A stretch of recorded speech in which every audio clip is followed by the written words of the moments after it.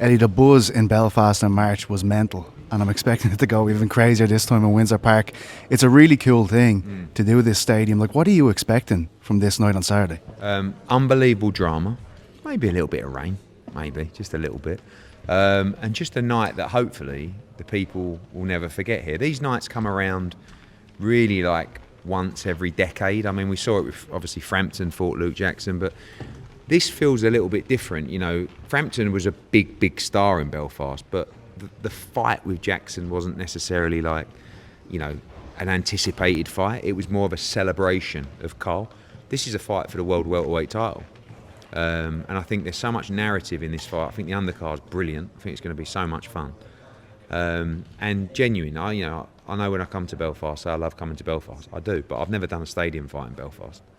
I've only ever done the Odyssey, and I just think this will be on another level. Very different characters in this main event, and you spoke about at the press conference today. On one side, you have Paddy, who's so braggadocious, like, I'm about to become the new face of Irish boxing. Yeah.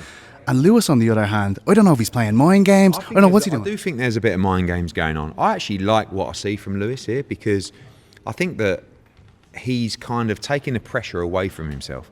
You see a lot of fighters that fight at home. There's a lot of pressure. Obviously, you've got all your people, your friends, tickets here, tickets there.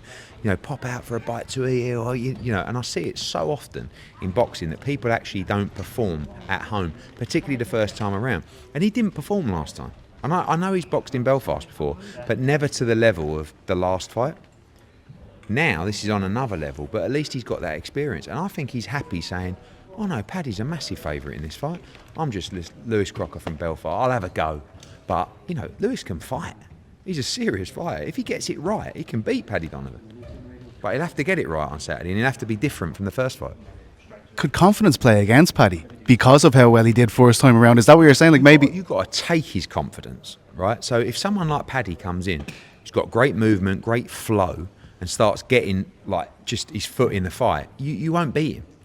You need him to go back to the stall after the first couple of rounds and go, fuck me, like hurt, or at least marked up or something. You can't just follow him around and let him just box and move.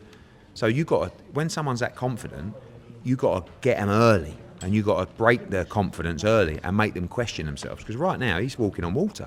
He thinks there is absolutely no way he can lose on Saturday. So you've got to start making him question himself, and the way to do that is to make him know early he's in a fight. Darren Till was on the ArielHelwani show earlier this week. He was quite happy that you seemed to take interest in this Carl Froch fight. He says that Carl has no intention of fighting him. There was this talk of maybe he'll get back in the gym, see how his body feels. Have you heard anything at all? Yeah, I spoke to some people around Carl. I don't think he'll take it when it comes down to it, but he'll be definitely thinking about it. He'll be asking himself some questions. I actually like the fight. I mean, I don't like a lot of this crossover stuff, to be honest with you, but Darren Till's proved himself as a decent boxer, and Carl's not Carl of 10 years ago. And that's the only reason the fight's competitive. Do you know what I mean? So I actually think the fight does big numbers. I'd like to watch it, because I wouldn't like to see Carl return with a kind of active boxer, you know, like a world elite boxer, because you just can't do that at 50 or whatever he is. But I know Carl, and he's such a competitor, and he'll be sitting at home thinking, you know that Carl Froch would have gone to the gym, put the wraps on, and started it in the bag going, you know, have I still got it? But when you haven't been punched for 10 years, things change. And Carl's chin was impregnable. That was what made Carl Froch, was his toughness. And that does go over time, especially when you've got a few quid and you don't box anymore. You spoke about misfits, as in, like, they kind of get away with things you couldn't, like, necessarily. Like, sure, yeah. But they're talking about Andrew Tate now. And I was thinking, like, imagine if you tried to put on a fight like that would be... Yeah, but it is what it is. It's not... Misfits isn't boxing, right? And I think... But there's nothing wrong with it.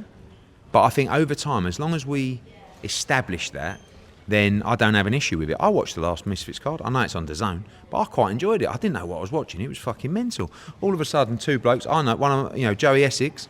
I mean, he showed unbelievable heart. Neither of them can fight. They're just swinging away. I mean, it was mad to watch. Then all of a sudden, there's some MMA fight.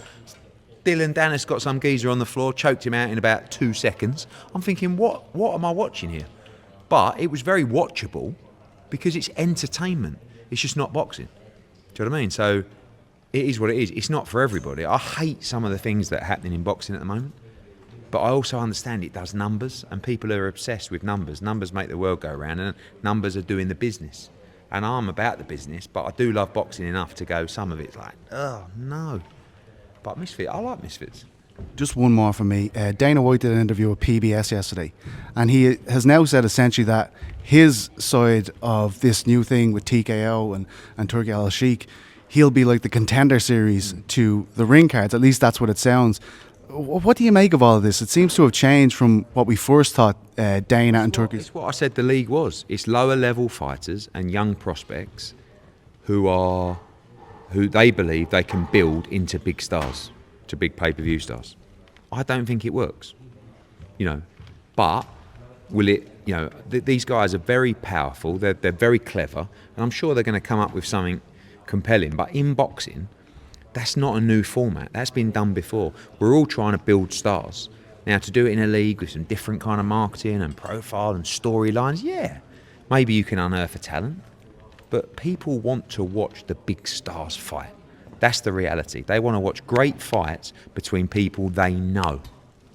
So, yeah, it is what I've always known it to be. I'm sure TKO will have a different, they're obviously involved in the fight this weekend. That's a massive fight. So, but yeah, the league, I think it will be a great format. But I don't think it's really going to, start dominating boxing. Thanks so much, Eddie. Cheers. Thank you.